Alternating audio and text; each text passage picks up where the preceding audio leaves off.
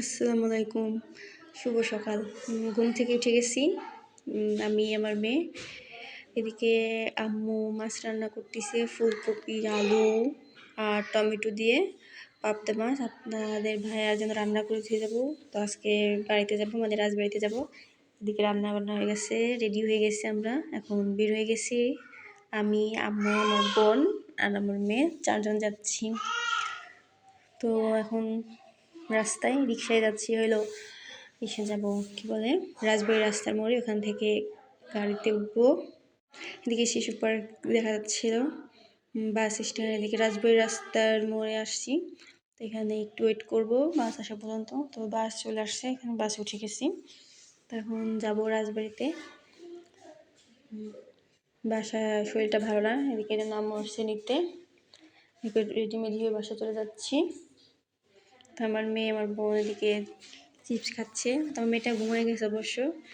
এদিকে ঝালমুড়ি কিনলাম, আমি, আমার বোন, আমার আম্মু খাচ্ছি, আর আমার মেয়েটা ঘুমিয়ে গেছিলো। তো রাজবাড়িতে চলে আসছি। এখন রিক্সা থেকে উঠছি, মসজিদের সামনে আসছি, বাসার কাছে প্রায় চলে আসছি। এখন বাড়িতে যাব। বাড়িতে যেতে যেতে 2টা বেজে গেছে।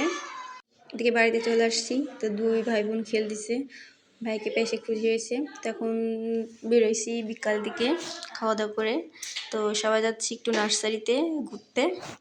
তো এদিকে দেখি পিঠা বানানো হচ্ছে, চিতই পিঠা বিক্রি করতেছে, ভাপা পিঠা, চপ, পেঁয়াজি, ছোলা, রোল। তো আপনারা দেখতে পারতেছেন, এটা হলো ভবানীপুরে।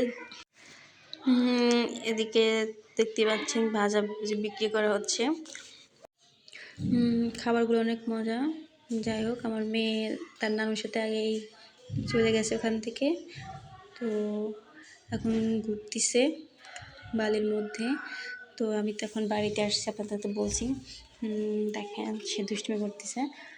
ভালো আরও ভিডিও অবশ্যই আপনাদের সাথে শেয়ার করবো। বাসায় এসে কী করলাম, কী খাওয়া দাওয়া করলাম, কোথায় গেলাম, সেটাও শেয়ার করবো।